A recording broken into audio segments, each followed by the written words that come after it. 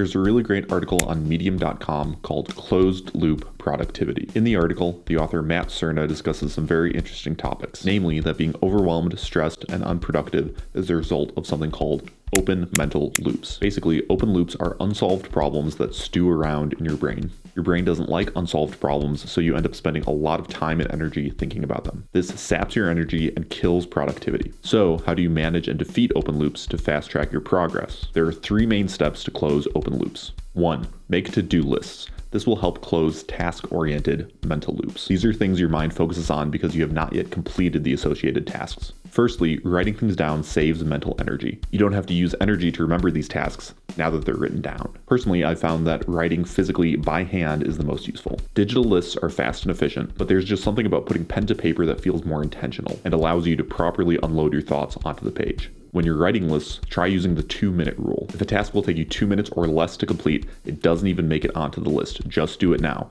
Doesn't make it onto the list, doesn't make it into the mental loops. Number 2, journal. Whereas lists help close task-oriented mental loops, journaling will help close subconscious mental loops. Your subconscious is fed by your conscious thoughts. If you're consciously thinking the same thing over and over again, your subconscious will go on autopilot. You can have mental loops stuck in your subconscious that are causing stress that you're not even aware of. Some questions to think about when you get started with journaling. What are you thinking about? Why does it bother you? Is it based on reality or assumption? What steps can you take to begin fixing this? It is very important to remember that assumptions are not steeped in reality. They are steeped in fear and feed off of pieces of reality. Assumptions are not based in reality and fed by fear. Just the opposite is true. They are fed by reality and they are steeped and based in fear. The key is ideally to never let fear set in. As soon as fear sets in, then everything becomes a crisis, everything becomes a worry. Everything in reality starts feeding into it. Evaluate based on reality, not fear. So why does journaling help? Writing is applied critical thinking. Stress and worry come from open mental loops. Open mental loops are derived from the analytical part of the brain. Your brain doesn't like open loops, unresolved problems, so it seeks to close these loops by collating the most logical explanations it can find. This happens subconsciously. Your brain is working all by itself. Problems can be created and solved, often incorrectly, without you putting in any conscious effort. Writing helps you cut through the fog of subconscious thoughts. Using logical conscious thoughts, we can reprogram our subconscious thoughts to actually address the issues that are causing these mental loops. This allows us to close these open mental loops for good. It's also important to note that journaling does not need to be a daily habit or ritual. If doing it daily works for you, great. But too often, people get discouraged when they can't keep up a healthy habit and then they drop it altogether. If this sounds like you, try thinking about journaling in a prescriptive way. Just as you would address an injury or an illness with specific treatment when it comes up, use journaling to address issues like stress and worry when they arise. You don't have to do it all the time. Number 3. So we have to-do lists and journaling. The third step is to create some kind of shutdown rituals that you can use at the end of every day. This will be something different for everybody. This might take the form of updating your calendar for the following day, updating your to-do list, or maybe just skimming through your email inbox for the last time for the day, just to make sure that you're not missing anything, to put your mind at ease.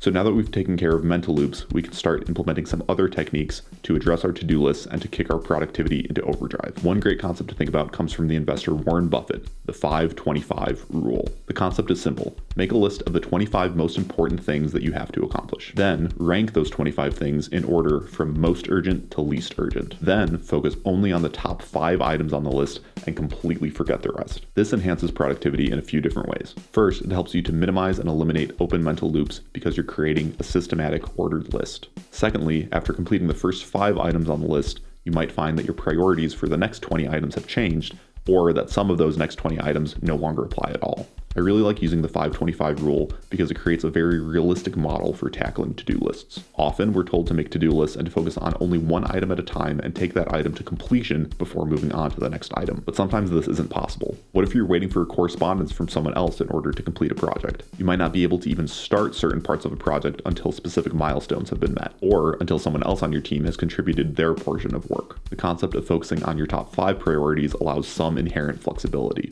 It allows you the room to focus on up to 5 things at a time, but no more than 5, so that you can move between each of those tasks and focus on things to complete them as you're able to. So we have the 5-25 rule and many other techniques that are useful for maximizing our productivity, but no discussion about productivity is complete without discussing being goal-oriented and being process-oriented. At the end of the day, it's all about how we frame our approach to getting work done. Being goal-oriented and being process-oriented are not new ideas. They're simply two ways to reframe the same information and stimuli that you're already taking in. It's important to remember that productivity is not actually about striving to complete tasks. It's about changing our relationship with the tasks that we have on our plate. If you're able to reframe your relationship with the work that you have in a healthy way, it will not seem like a burden. Imagine how productive you could be if you didn't fear tackling any items on your to-do list, but instead were actually motivated to complete them through processes that you yourself implemented. When we talk about being goal-oriented versus being process-oriented, I believe that we should be so focused on creating a healthy relationship with the process that the goals basically just take care of themselves. It's not about choosing one method or the other, it's about marrying the two together. Ignoring how you feel about the process in pursuit of a goal is not healthy or sustainable. On the flip side, only caring about how you feel will never put you in a position to get things done. You have to change your relationship with how you are approaching the tasks at hand. Focusing on the process can help with motivation. Often, being too focused on the goal can make tasks seem too daunting. So instead of focusing on what needs to be achieved, if you focus on the process for achieving it, you'll find that you might be more productive, less stressed. You'll be more consistent and be able to meet goals faster. As a personal example, I was lucky enough to study music in school and focus a lot of my time on studying and practicing art. This taught me to focus on creating, to focus on the process. I built a lot of trust that over time, the process would lead to completion of the goals. A lot of things in the financial world are focused around goals and metrics. Do something by a certain age, make a certain amount of money, have a certain amount of money, hit certain targets and KPIs at work, etc. Try focusing on the process.